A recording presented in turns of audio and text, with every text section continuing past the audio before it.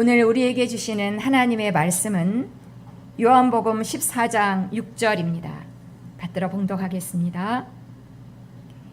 예수께서 이르시되 내가 곧 길이요 진리요 생명이니 나로 말미암지 않고는 아버지께로 올 자가 없느니라.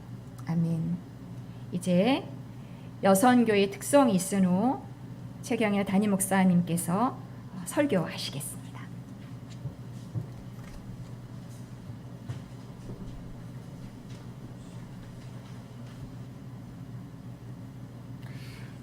제가 기도문을 가끔 씁니다. 어릴 적에 저는 좀 시를 썼던 것 같아요. 시를 써가지고 당선도 되고 그래서 고등학교 때만 해도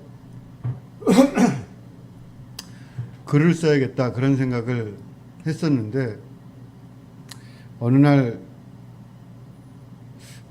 고등학생 때였던 것 같은데 글은 나한테 좀 너무 힘들구나, 내가 그렇게 자질이 없구나 그런 생각을 했습니다. 지금 생각해 보면은 자질이 없었다고 말할 수는 없었던 것 같은데 이끌어주는 사람이 없었던 것 같아요. 그 사람이 글을 쓰다가 좌절을 하게 되잖아요. 글이라는 게 이렇게 잘 나오질 않잖아요. 안 되는구나, 안 나오는구나, 그리고 그냥 꺾였던 것 같아요. 그걸 또 이렇게 좀 세워줄 선생님을 만나면 좋은데 그러다가 저는 시를 쓴다는 것을 잊어버리고 살았습니다. 시는 내가 시를 쓸 수는 없다, 시를 쓰지 못할 것 같다, 그렇게 하고 잊어버리고 살았는데 시를 쓰겠다 마음도 먹지 않았고, 최근에 어떤 분이 시집을 한 권 줘서 읽었습니다. 정말 차분히, 정말 오랜만에 시집을, 그것도 아주 수십 개를 차분히 하나씩 읽어봤는데 굉장히 기분도 좋고 그런 걸 느꼈습니다. 제가 한 달쯤 전에 우연히 기도문을 쓰게 됐는데 그래서인지 약간 시적 감수성이 살아나서 시집을 아마 읽게 됐는지도 모르겠습니다. 하여튼 요즘 기도문을 좀 쓰는데 역시 잘 안 되죠. 쓰려고 하지만 잘 되지 않습니다. 일단 집중이 잘 안 됩니다. 얼마 전부터 어디 가서 그냥 글이나 그냥 계속 한번 써봤으면 좋겠다, 그런 생각을 최근 1, 2년 좀 했는데 그럴 수 있을지 모르겠습니다. 제가 며칠 전에 쓴 기도문인데 한번 읽어보겠습니다. 당신이 당신이기 때문에 사랑합니다. 당신이 당신이기 때문에 사랑합니다. 당신이 예뻐서 아닙니다. 당신이 힘이 세기 때문 아닙니다. 당신이 똑똑해서 아닙니다. 당신이 부자여서 아닙니다. 당신이 당신이기 때문에 사랑합니다. 당신이기 때문에 생각합니다. 당신이기 때문에 마음이 아픕니다. 당신이기 때문에 눈물이 납니다. 당신이기 때문에 안쓰럽습니다. 당신이 당신이기 때문에 사랑합니다. 당신이 계시던 광야의 모래는 별처럼 빛납니다. 당신이 잠겼던 강물은 탯줄처럼 소중합니다. 당신이 걸었던 길목의 돌들은 소멸하는 은하처럼 가슴 저립니다. 당신이 앉았던 식탁이 있던 자리는 무릎 꿇고 손을 들게 합니다. 당신이 당신이기 때문에 사랑합니다. 당신이 나를 사랑하는 것처럼 나는 당신을 사랑하였습니다. 내가 당신을 사랑하는 것처럼 당신도 나를 거듭 사랑해 주세요. 내가 나이듯 당신이 당신이기 때문에 나는 당신을 사랑합니다. 당신도 그렇게 나를 사랑해 주세요. 너무 좀 이상한가요? 시가. 요즘에 올리고 있는 정오의 메시지, 저는 요즘 올리는 글은 기독교 신앙의 어떤 핵심 같은 것이 아닌가 생각합니다. 물론 아주 가벼운 글들로 올리지만 여러분이 아마 제게 그러한 그 사자후라든가 무슨 뭐 미운 오리새끼, 독수리 이런 이야기를 많이 들으셨을 겁니다. 가끔 했던 것 같습니다. 사자후 얘기도 많이 했던 것 같고, 미운 오리새끼도 많이 했던 것 같고, 독수리도 많이 했던 것 같고, 또 세미나에 뭐 100만 원짜리 들고, 제가 여기 돈을 뭐 100만 원을 들고 좀 꾸긴다고 해서 여러분 그걸 안 가지겠습니까? 그 이야기도 뭐 설교 일화집 같은 데 보면은 제가 30대 일화집을 좀 봤는데, 그때 처음 목회를 나와서 도대체 설교를 어떻게 해야 되나. 그때 보면 일화집마다 그런 게 없는 책이 없을 정도로 다 있는 이야기고, 돌아온 탕자 이야기 유명하죠. 저는 이런 이야기가 좋습니다. 동화, 뭐 이야기. 아마도 초기 기독교인들이, 예수님과 제자들이 다듬어온 기독교 신앙의 핵심 같은 것이 아닐까 싶습니다. 오후에 정오 12시에 보내는 글들을 여러분이 안 읽으시는 것 같아요. 너무 길어서 한 5줄 정도 되면은, 한 10줄 정도 되면은 읽을까 모르겠는데, 그걸 언제 시간도 없고 바쁜데 카톡 그냥 쭉 읽고 마는 거지. 그걸 전체 보기에서 읽을 정도로 그렇게 글을 쓰면은 누가 읽겠는가 사람들이 그러는데, 그래서 그런지 하여튼 제가 보기에 안 읽으시는 것 같아요. 잘. 지난번에 그 큐 복음서도 너무 기니까 그걸 누가 읽겠나. 그래서 큐 복음서를 받아볼 분 신청하시라 그러니까 신청을 안 하시더라고요. 아무도. 그러니까 그것을 그렇게 이렇게 읽지를 않으시는 것 같아요. 그래서 저도 큐 복음서를 조그만 책자로 낼까 그러다가 요즘에는 뭐 그렇게 돈 들여서 그걸 뭐 낼 만한, 그래 누가 그걸 보겠나 그런 생각도 요즘 하고 있습니다. 그렇게 뭐 원하는 사람이 없는 거를 굳이 뭐 낼 필요가 있나 하는 생각도 들고, 그래서 뭔가 준비를 하는데, 준비를 하면서도 그렇다고 무슨 뭐 뭘 할지 잘 생각도 안 나고, 할 것들은 많이 있는데 그렇게 해야 그걸 뭐 읽지도 않을 걸 뭘 하러 하나. 그래서 일단 생각을 좀 하고 있습니다.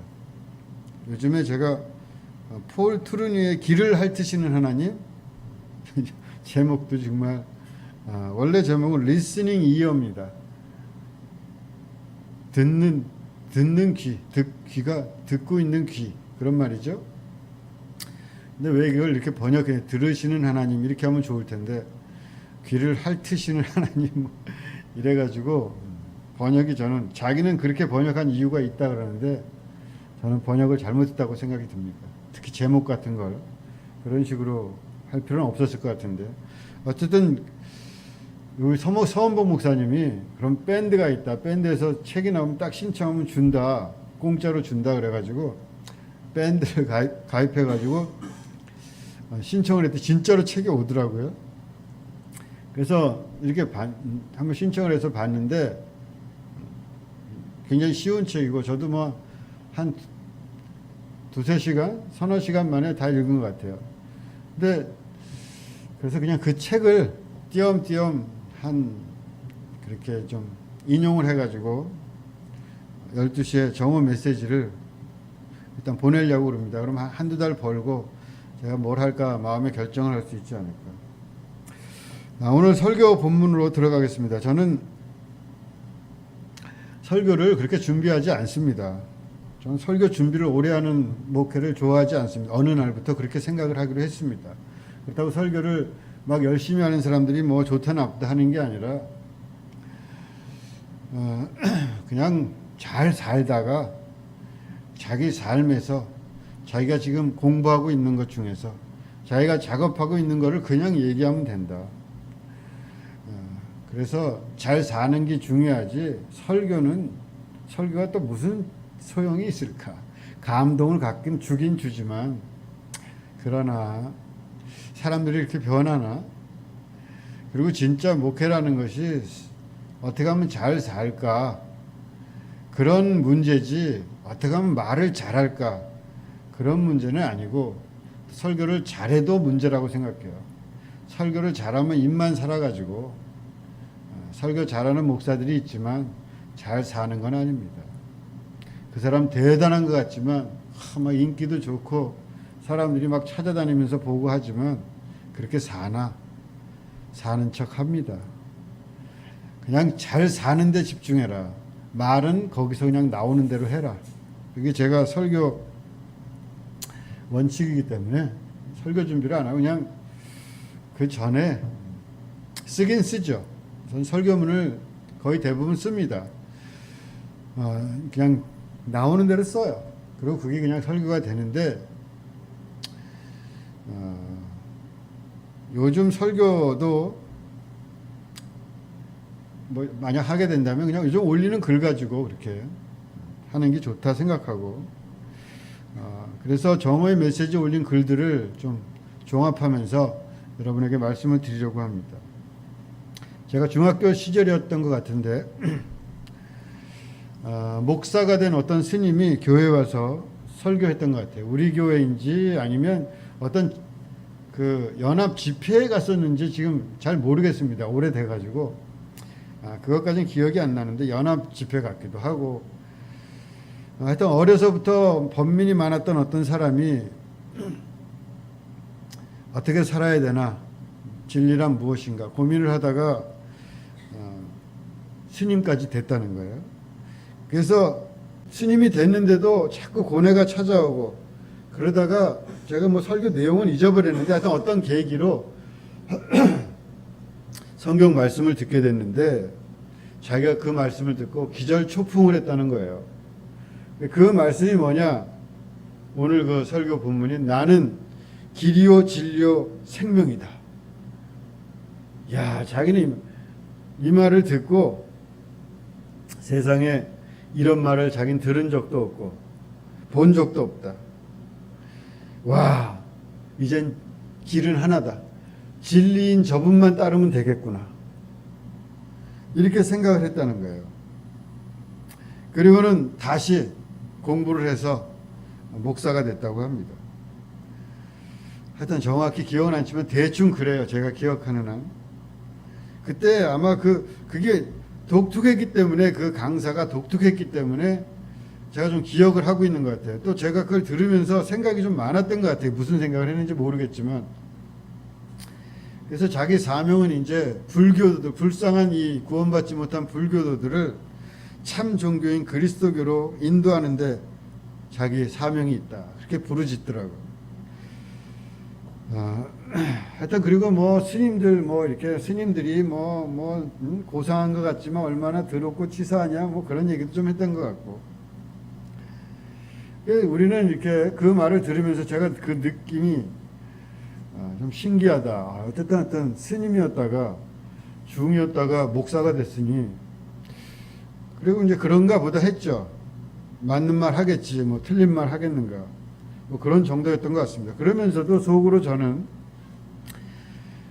좀 미심쩍다 그런 생각이 들어요. 말이 저거 아닌 것 같아. 거짓말하는 것 같은데 그런 느낌.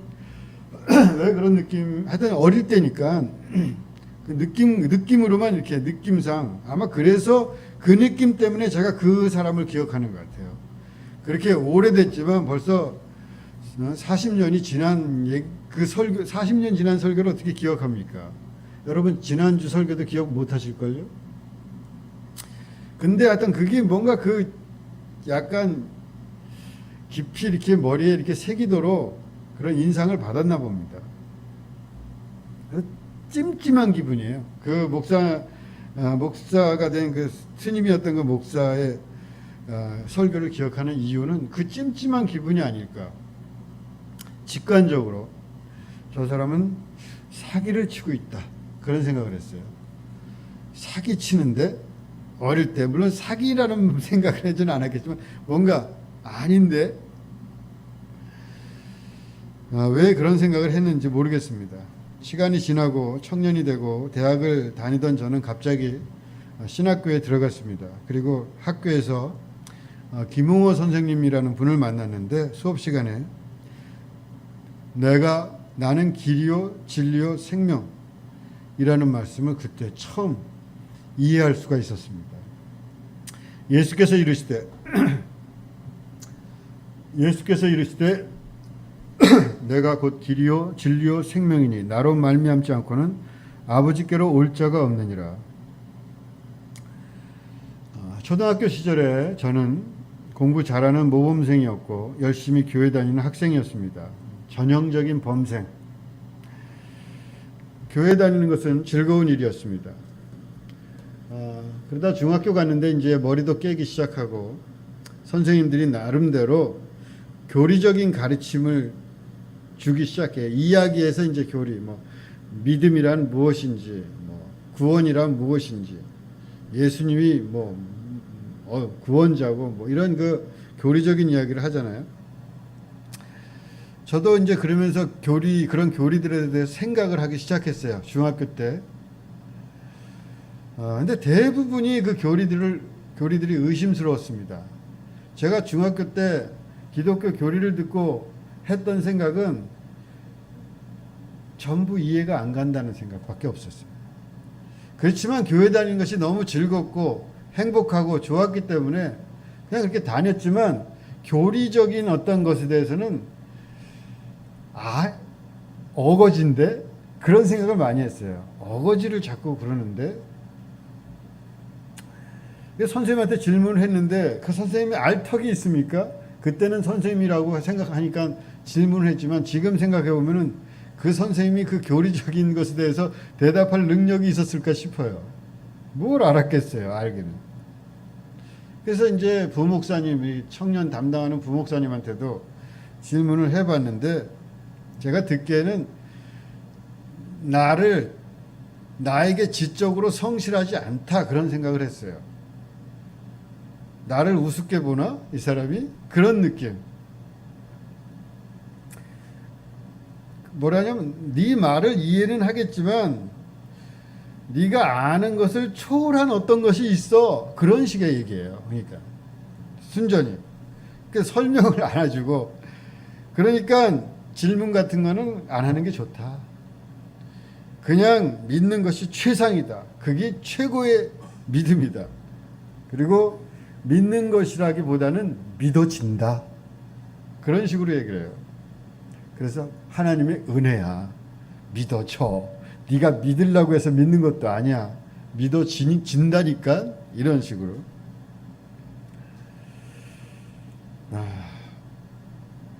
만약 저에게 이해할 수 있게 해주었다면 저는 어쩌면 일찍 신학교에 갔을지도 모르겠습니다. 살짝 저는 그런 피가 원래 흘렀던 것 같아요. 그럴 기회와 여건이 되질 않았지만 저희 아버지도 신학교를 가시려고 했었어요. 근데 여건이 안 됐죠. 자식들 먹여 살리고 가정을 꾸리고 나중에라도 신학교를 가고 싶어 하셨습니다. 근데 어영부영 이렇게 안 됐고 제가 저희 아버지를 보면은 진리 탐구의 욕구가 강해요. 진리를 책을 읽고 뭘 알아가고 생각하고 그런 걸 저희 아버지를 보면서 많이 느낍니다. 진리를 알고자 하는 사람에게 가장 커다란 방해꾼은 주입식으로 강압하는 겁니다. 그냥 믿어. 그게 제일 좋아. 그게 진리일까요? 다른 것이 아니라 이것이 진리다. 그것이야말로 진리에서 가장 먼 것이 아닐까. 저는 진리는 친구와 같은 것이라고 생각합니다. 그래서 예수님이 친구예요. 예수님이 진리라 그랬고 자기를. 그래서 저는 친구라고 생각해요. 진리를 저는 친구 비슷하게 생각합니다. 같이 성장하고 자라고 옛 진리는 새로운 진리로 거듭 태어나고 친구 간에는 서로 점점 자라날 것입니다. 진정한 진리는 생명이 있습니다. 거짓 진리는 생명이 없습니다. 그것은 고정되어 있습니다. 이거다. 이거다 하는, 물론 이거다라고 말할 수는 있지만 거듭나지 않기 때문에 갇혀서 죽습니다. 제가 동물의 왕국인가에서 이것도 뭐 여러 번 말씀드렸던 것 같은데, 예전에 텔레비전에서 봤던 건데, 거기에 그때 굉장히 충격받으면서 그 화면을 봤는지 이 이야기를 들었는지 모르겠는데, 그때도 뭐 어릴 때니까 충격을 좀 받은 것 같은데, 그래서 동물의 왕국 같아요. 텔레비를 봤는데 뱀이 허물을 벗는데, 이렇게 뱀이 허물을 벗으면 뱀 껍데기가 그대로 남아 있잖아요. 그 매미처럼. 근데 그런 영상인데, 그거를 텔레비에서 보는데, 그때 무슨 얘기를 했냐면은 뱀이 이렇게 허물을 못 벗으면은 갇혀 죽는다는 거예요, 거기서. 그래서 충격을 받았어요. 진리는 그렇게 거듭나야 됩니다. 진리가 다시 태어나지 않으면은 진리가 아니에요. 고정된 것은 죽어요, 그냥.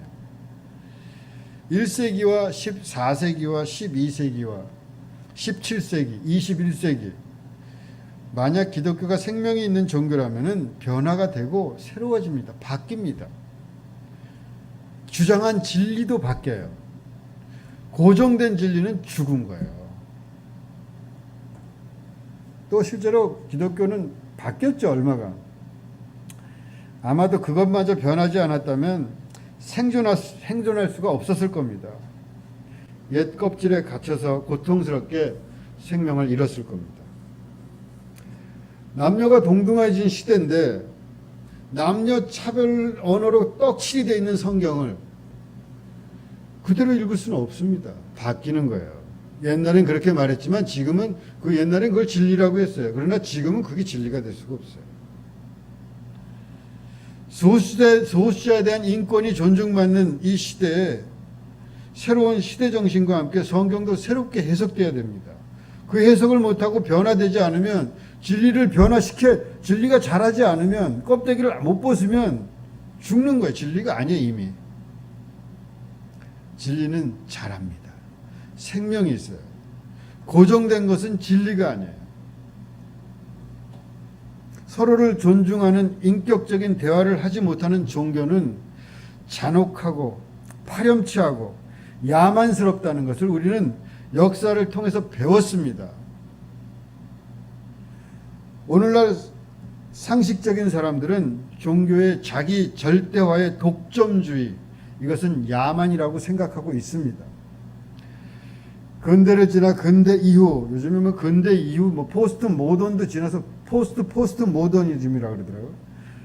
이런 시대를 살면서 1000년 전 중세 유럽의 한 시민인 것처럼 행세를 하면 곤란하죠. 1000년 전에 사는 사람처럼 말을 하면은 진리가 됩니까, 그게?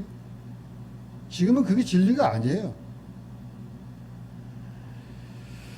성경 또한 옛 허물을 벗고 생명의 언어로 거듭 다시 태어나야 됩니다. 성경 해석은 언어의 사전적인 의미의 조합 이상을 의미합니다. 그냥 그렇게 문자적으로 뭐다 이렇게 말할 수가 없는 거예요, 성경의 언어는. 성경의 언어는 변화무쌍하게 변해가는 거예요. 살아있다는 건 얼마나 변화무쌍합니까? 성경의 문자들은 시대적, 언어적, 지역적 제약이 있습니다. 그 제약이 있는 문자를 제약 그대로 읽으면 안 돼요, 성경은. 성경은 2000년 전 문서입니다. 그 당시에는 우주관, 종교관, 세계관, 인간관, 지금과 완전히 틀렸어요. 지구가 있고 태양이 돈다고 생각하고 살았습니다. 태양이 저기서 떠서 이렇게 가서 저쪽으로 지네? 눈에 보이는 대로, 그러네? 그걸 뭐라 그래요? 태양이 돈다. 천동설이라 그러지, 천동설. 하늘이 도는 거지, 지구는 딱 있고 하늘이 돈다 이렇게 생각하고 산 거예요. 지동설 나온 지 얼마 안 됩니다, 여러분. 교회는 지동설이 나오자 어떻게 했어요? 박해했습니다. 지동설, 성경을 봐. 천동설이지 무슨 지동설이야. 지구가 돈다고? 지구가 돌면 이렇게 어지러울 텐데. 이런 식으로. 태양이 도는 거야. 지구가 도는 게 아니야. 그래서 지동설을 주장하면은 죽이기까지 해서 심지어 사람 이 성경을 뭘로 하는 거야 이게. 갈릴레이의 유명한 말이 있잖아요. 그래도 지구는 돈다. 응? 가서 그 받고 나서 자기 지구를 돈다는 지동설을 포기하고 아니면 죽겠으니까 자기 상황이 안 좋으면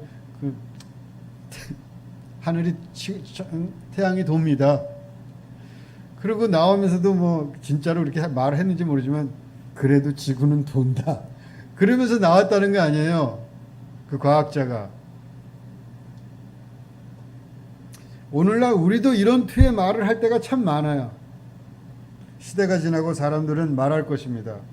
21세기만 해도 종교인들, 기독교인들은 그렇게 주장을 했다는 건. 그런데 어떤 사람들은 얘기를 했대. 그래도 지구는 돈다. 참 어처구니가 없잖아. 우리가 지금 14세기, 15세기, 16세기에 그런 일이 있었다고 얘기하듯이 어느 날 훗날 우리 보고 그렇게 살았대 그때. 근데 몇 사람은 또 뭐 지구는 돈다 그러면서 나왔대더라고. 이럴 거예요. 진리는 그렇게 고정돼서 만만 내가 붙잡고 내가 알고 있는 내가 역사적 전통 속에서 어떤 고정된 그런 걸로 생각하면 안 돼요. 자신감을 가지세요. 쫄지 마십시오, 여러분. 뭐 안 붙잡으면 죽을 것 같지. 그거 안 붙잡으면 어떻게 될 것 같지. 왜 좁니까? 나는 길이요 진리요 생명. 당당하게. 얼마나 예수님이 당당해요.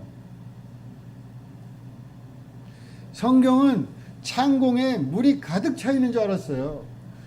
궁창이라고 하죠. 궁이라는 게 뭐예요? 하늘이란. 궁창에 하늘에 창문이 나 있다. 궁창 창문이 열리면 물이 쏟아진다. 비가 내린다. 저 하늘 궁창이 있고 공중에 있고 땅이 있고 땅 밑에 하데스가 있고 지옥이 있고 수올. 이 3층적 구조가 머릿속에 완전히 박혀있는 사람들이 쓴 글이에요. 지금은 그런 생각을 누가 합니까? 성경은 한국말로 쓰여진 책이 아닙니다. 성경은 신약 성경이다 그러면은 뭐 헬라어로 쓰여졌다. 그럼 예수님이 헬라어를 했느냐? 아닙니다.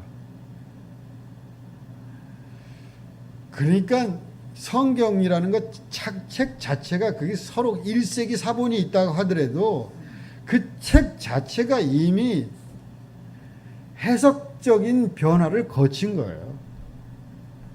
예수님의 말이 아니에요. 여러분 한번 여러분 번역이라는 건 한번 해보세요. 그렇게 쉽지 않습니다. 번역은 변화가 있기 마련이에요. 변화가 엄청나게 있습니다. 번역을 한번 해보세요.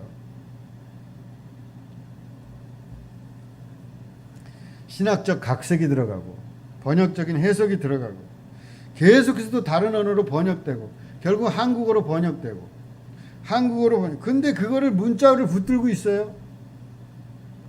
그 문자를 붙들고 무슨 뭐 문구 틀렸다고 뭐 이렇게 했다고 그걸 못 고치잖아요. 성경은 우리와는 완전히 다른 그런 환경이었습니다. 전에 지구 반대편이고 우리는 여기 어딜 봐도 우리 조카가 와서 보면서 우리 조카가 이제 미국에서 자랐잖아요. 그래서 저희 와가지고 여기 이제 2년 전인가 와가지고 제일 이렇게 어디 다니면서 제일 우와 그러는 게 뭐냐면 산이에요, 산. 그 한국은 어딜 가나 이 도시에도 산이 그냥 딱 있잖아요. 몇 개가 보이잖아요, 산이. 북악산, 여기 뭐 도봉산, 무슨 북한산, 뭐 다 보이잖아요. 인수봉도 보이고 어딜 가나 보여요. 어디 있으나 어떤 산이 보여요. 그러니까 이런 데서 사는 우리와 저기 뭐 가도 그냥 푸석푸석한 광야만 펼쳐진 그런 데서 살던 사람의 그 정서적 구조와 우리가 같을 수가 있나요? 말이 사슴이 시냇물을 찾아 헤매이듯이 가슴이 안 와닿죠. 이게 무슨 소린지. 늘 산이 있고 물이 졸졸 흐르는 데서 사는 사람들이.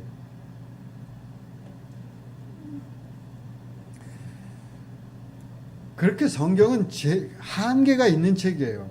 그런데 그 한계 이상을 향해서 새롭게 해석하면서 성장을 해야 됩니다.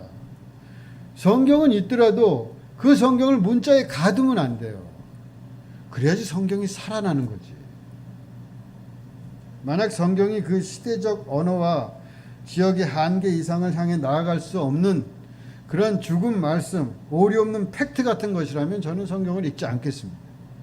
그렇다면 성경처럼 어처구니 없는 책도 없기 때문입니다. 성경은 그렇게 읽으면 안 되죠. 과학책 읽듯이. 야, 노아가 들어가서 싹 쓸었고 8명 남았대. 그게 무슨 과학입니까? 그걸 그렇게 또 안 읽으면은 신앙이 없대, 심지어. 믿음이 없으니까 그게 그대로 안 읽히는 거래. 이런 어처구니 없는 소리를 21세기에 하면 되나요? 그렇게 어떻게 성경을 그러면 성경을 읽을 필요가 없어요. 성경은 그렇게 읽는 책이 아닙니다. 다시 껍데기를 벗고 다시 탈피해서 다시 시대가 가르쳐준 시대 정신을 가지고 다시 읽어야지. 그게 서로 그 문구가 있더라도, 만약에 여자는 잠잠해라 그랬다 하더라도 여자는 잠잠하라고 읽을 수가 없는 겁니다. 이 시대에는. 왜 그렇게 읽었습니까? 그렇죠? 그렇게 읽어가는 거는 다시 돌아가는 것이 시대를. 제가 예전에도 말씀드린 것 같지만 제가 어떤 젊은 목사님들이랑 공부를 예전에 했던 적이 좀 있는데 잠깐 그때도 무슨 근데 저는 젊은 사람들이 그럴 일이라고 생각도 안 했죠. 근데 이게 완전 고정관념이 바뀌어가지고 이제 30대 이런 사람들이 제가 그래서 저번에도 한번 말씀드린 것 같은데 부처님이 태어날 때 마야 부인이 물론 그 여러 가지 그 이야기가 있지만 그 중에 하나가 마야 부인이 그 귀중한 분을 또 옆구리로 놨대요. 그냥 옆구리로. 여러분 믿습니까? 성경이면 믿어야지. 경이잖아요. 그런데 또 옆구리로 나와가지고 코끼리가 옆구리로 지나가서 옆으로 나왔다는 등 그래가지고 또 아기가 그냥 이 부처가 딱 태어나자마자 그냥 앞뒤 좌우로 7발씩 딱딱 왔다 갔다 하면서 쫙 천상천하 유아독존 뭐에 또 그 뒤에 말이 갑자기 또 생각이 안 나네. 아무리 오류가 없고 해석의 갱신이 불가한 책이라고 경을 주장한다 해도 저는 그거는 못 믿겠다. 제가 그런 말을 했어요. 그러니까 이해를 못하는 것 같아요. 젊은 사람들이. 그건 불교액이고 이런 식으로 생각하는지 머리가 굳어가지고 이게 돌아가지 않나 봐.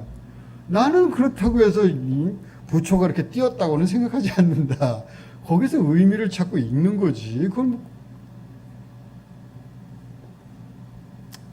어른이 됐으면 아이가 되고 싶긴 하겠지만 돌아갈 수는 없는 거예요. 다시 유치해질 수는 없습니다. 어른이 됐는데 어떡합니까? 아이같이 되고 싶긴 하죠. 천진하게 걱정도 없이 그날을 보이는 대로 반짝이면서 살고 싶죠. 어른이 된 걸 어떡합니까? 앞뒤 좌우 생각하게 되는데.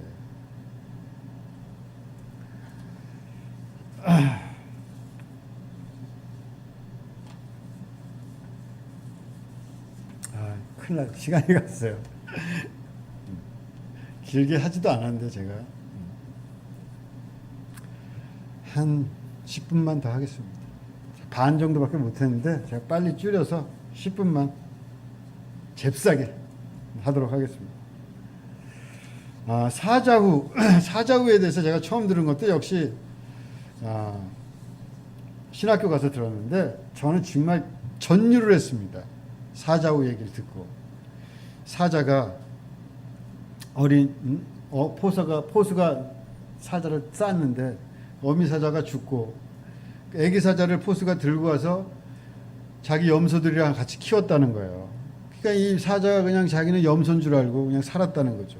매매 그리고 자기들 소리는 잘 하지만 그냥 매매 그러면서 풀을 뜯으면서 살았는데 그리고 1, 2년 지나서 이제 몸도 좀 크고 했는데 갑자기 저 울타리 저 밖에서 딱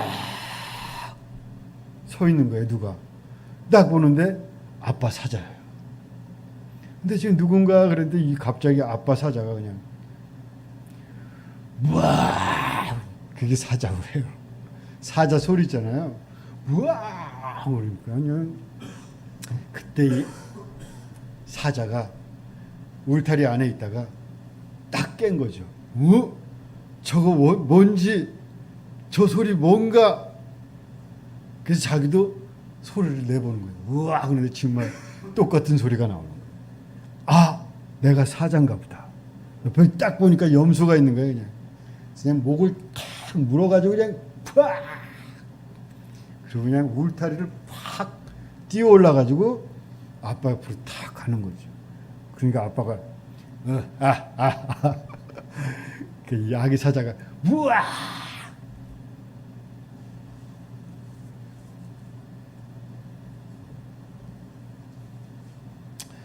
저는 그 말을 듣고 전율했습니다. 제가 그때 저는 그 방식으로 기독교 교리를 깨달았어요.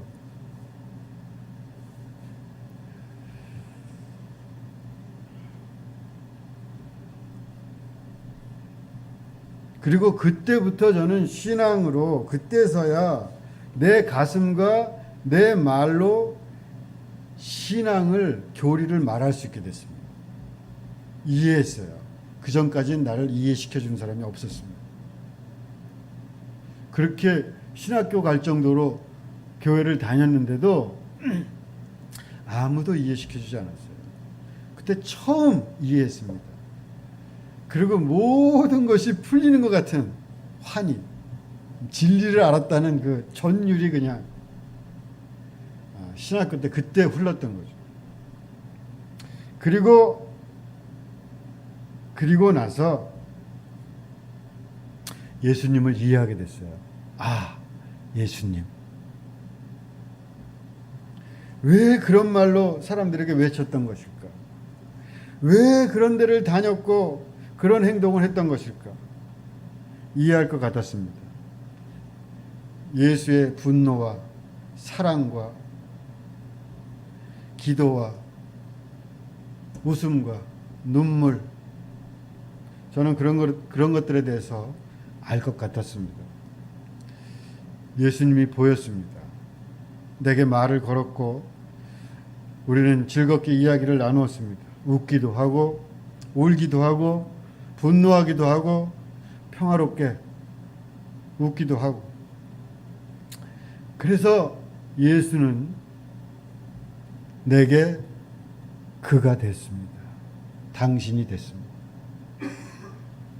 그것은 내가 사랑하는 당신이에요. 예수님은 나에게 신의 자녀라는 것을 가르쳐준 신의 아들이었습니다. 그리고 친구가 됐습니다.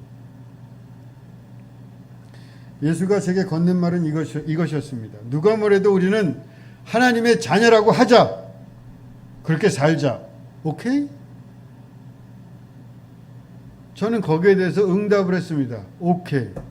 하나님의 자녀로 하겠어. 누가 이것은 망상일 뿐이라고 말한다면 그 사람에게 말해주자. 망상이라고? 그렇다면 너의 진실은 무엇인가? 너는 누구의 자녀라는 것인가? 너는 아무의 자녀도 아니라고 하겠다는 것인가?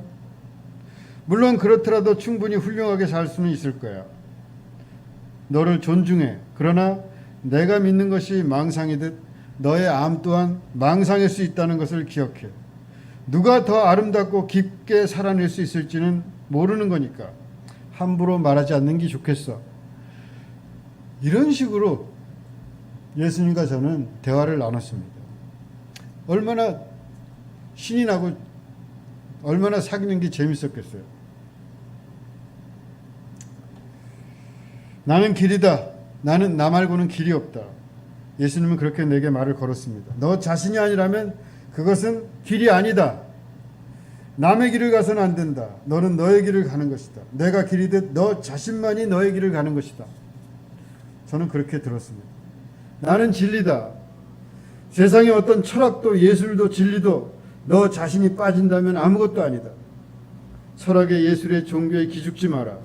너는 너 자신으로 인하여 진리가 되는 것이다. 너는 너로서만 진리가 되는 것이다. 내 인생을 내가 살아야 돼요. 진리는 거기에 있습니다. 다른 것을 진리라고 추앙하는 것이야말로 비진리의 핵심입니다. 그것이야말로 우상의 진짜 얼굴입니다. 우상에게 절하지 않도록 사람들에게 나는 진리다 이렇게 말해야 됩니다. 나는 생명이다. 죽음이 너무 버젓하지 않은가? 죽음은 우리 앞에 서서 낄낄거리고 있다. 어디 한번 부인해봐. 너는 내 손아귀에 있어. 네가 정말 실성한 것이 아니라면, 제정신이라면 어떻게 내가 파놓은 이 구덩이로 빠지지 않을 수 있을 것 같아? 그럴 수 있겠는가? 나는 너한테 명령한다. 허무해라. 그러나 우리는 대화를 나누고 죽음에게 고개를 빳빳이 들기로 했습니다. 그리고 눈물 대신 미소를 띄어보내자. 죽음이 허옇게 질리도록 눈에 불을 질러서 이글거리게 하자. 그러면 그놈이 우리를 삼킬 수 없을 것이다. 그놈이 뱃속이 다 타버릴 테니까. 이렇게 재밌게 대화를 하면서 살았어요. 그렇게 예수님을 저는 만났습니다. 저는 미운 오리새끼인 줄 알았습니다.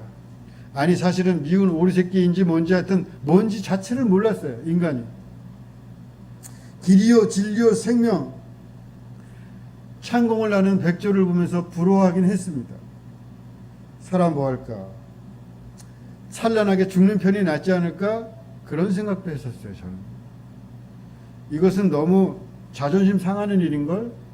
이대로 늙어서 병나서 꼬랑꼬랑하다가 죽는단 말이야? 이거는 정말 자존심이 용납을 못하겠는걸? 자살을 해야 되는 거 아니야? 그래야지 꼿꼿하게 한번 내가 생명이라고 말하는 거 아니야? 젊은 날에 저는 그런 생각을 했었습니다. 그런데 어느 날 물에 비친 제 모습을 보게 됐습니다. 이게 정말 날까? 내가 정말 신이란 말인가? 신의 자식이란 말인가? 하늘을 날던 백조가 왜 여기 있지? 맑고 잔잔한 호수는 그렇게 나에게 너 자신을 보라며 말을 걸어왔습니다. 제게 예수는 거울 같은 호수입니다. 예수는 나를 나에게 하는 분입니다. 다시 말해서 나에게 생명을 줍니다. 그는 나에게 나를 버리고 너가 되라고 하지 않습니다. 나를 버리고 새로운 나가 되라고 할 뿐입니다. 예수님은 우리를 자기의 추종자로 만들려고 하는 것이 아닙니다. 오히려 예수님은 우리 모두에게 너 자신이 되라고 말합니다.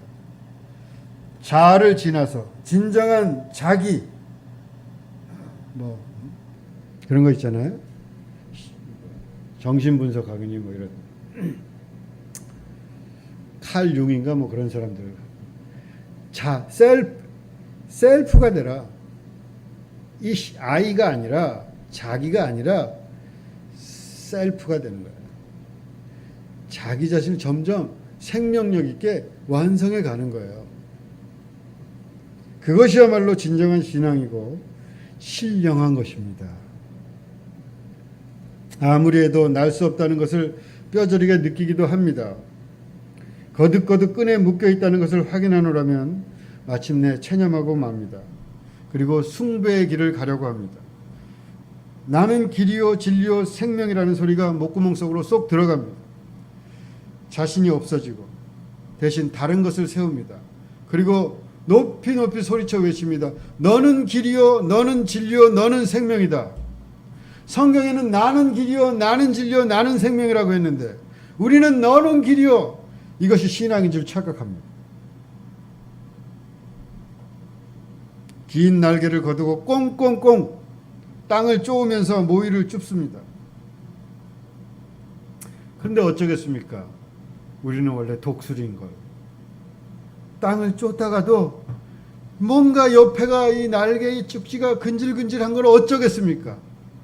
신의 자녀인 바에 신의 자녀인 걸 어떡하겠어요? 예수님은 닭이 아니라 뛰어라. 뛰면은 난다. 아무리 면목 없고 거지 같은 모습일지라도 우리의 본질은 변하지 않습니다. 우리를 보면 한 번에 달려와 손에 가락지를 끼우고 살찐 소를 잡는 아버지의 자식이라는 것을 아는 것이 믿음입니다. 하나님의 자녀, 이것이 변할 수 없는 우리의 밑바탕입니다. 우리에게 신의 DNA가 있다. 그런데 우리는 말해요. 신의 DNA는 저기에만 있어. 그건 신앙이 아니에요. 착각입니다. 그렇게 자신 없어 하지 마십시오. 사자오를 들으십시오. 저는 오늘 여러분을 하나님의 자녀로 다시 초대하고 싶습니다. 맴맴거리며 풀 뜯던 일을 멈추고 울타리를 뛰어넘어 새로운 밀림으로 나아갑시다. 자본주의의 정점, 모든 것을 돈으로 정돈하는 시대. 병원과 법정마저도 돈에게 절하는 시대. 계속 풀을 뜯으며 살까요? 호수를 박차고 하늘로 올라갑시다. 우아하게 날개를 저어보세요. 부러워하면 지는 겁니다. 그리고 사실 부러워할 일도 아닙니다. 돈에 차여 살다가 자기 자신이 누구인지 어떻게 살아야 할지 묻기를 미루다가 어느 날 우리는 요양원에 누워서 생각할 겁니다. 정신없이 살아왔다고. 돈을 벌려고. 다들 좋아하니까, 다들 부러워하는 것 같으니까 우리는 함께 묻혀가지고 달려갑니다. 홀로 설 자신이 없으니까 달려 가는 대로 나도 그래도 섞여 있어야지. 나는 하나님의 자녀다 외칠 자신감이 없습니다. 나는 안 죽는다. 나는 염려하지 않는다. 아버지 뜻대로 산다. 그러면 나에게 가락지를 끼우고 소를 잡을 것이다. 하늘을 나는 우아한 백조. 그 백조가 꽥꽥거리면서 농장에서 흙이나 차고 있어서야 어떻게 행복할 수 있습니까? 돈을 쫓으면 행복할 것 같지만 아닙니다. 우리는 그걸로 행복할 수가 없어요. 날개를 펴야 됩니다. 근질근질하지. 행복할 것 같아요? 한번 살아보세요. 돈 그렇게 찾아가면서. 돈이 매달 100억 있으면 행복할 것 같아요? 행복할 수가 왜? 염소가 아니기 때문에. 염소들은 행복할지 모르지만 사자가 어떻게 풀을 뜯으면서 행복할 수가 있어요?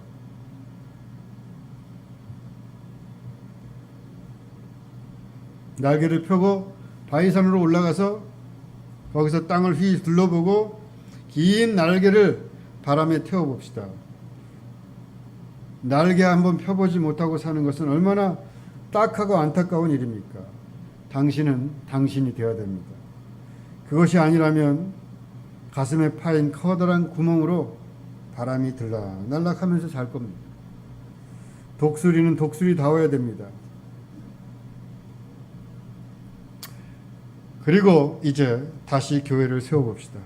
사자가 으르렁거리는 교회, 백조가 춤을 추는 교회, 독수리가 날개치는 교회를 만듭시다. 여러분 가운데 염소가 아니라 사자가 있다면 쩌렁쩌렁 우렁차게 응답해 주시기를 바랍니다. 오리가 아니라 백조가 있다면 우아하고 긴 손을 한번 들어주시길 바랍니다. 묶인 끈을 풀고 바위산을 오를 독수리가 있다면 날개를 한번 푸드겨 주시길. 숭배자들은 숭배자들의 교회를 만들게 하고 우리는 우리의 교회를 만듭시다. 자, 어떻게 시작하면 좋을까요? 샘터교회가 다시 시작됩니다. 이곳에서 예수님의 일, 하늘로부터 받은 일, 신령하고 무섭고 아름답고 위대한 일들이 일어날 것입니다. 때가 되면 염소인 줄 알았던 자들이 사자의 푸효 소리를 듣고 깨어날 것입니다. 꽥꽥 오리소리 가득한 농장 위로 백조떼가 하늘을 날며 가득할 것입니다. 머리를 조아리며 숭배와 믿음을 착각하는 땅 위로 바람을 타고 나는 독수리들이 나타날 것입니다. 사자가 있다면 한번 한번 해주시길 바랍니다. 백조가 있다면 호수같이 깊고 단호한 눈동자로 나를 한번 봐주시기를. 독수리가 있다면 하늘을 찌를 듯 손을 높이 들어서 한번 표시해 주시기를. 때가 찼다. 하나님 나라가 가까이 왔다. 마음을 새롭게 하라. 복음을 믿으라. 나인 나로서 예수님을 사랑하는 진정한 사랑의 대상이 되기를 간절히 바랍니다. 시 아까 읽었던 거 끝부분 조금 읽고 마치겠습니다. 당신이 당신이기 때문에 사랑합니다. 당신이 나를 사랑하는 것처럼 나는 당신을 사랑하였습니다. 내가 당신을 사랑하는 것처럼 당신도 나를 거듭 사랑해 주세요. 내가 나이듯 당신이 당신이기 때문에 나는 당신을 사랑합니다. 당신도 그렇게 나를 사랑해 주세요. 잠깐 묵상하겠습니다.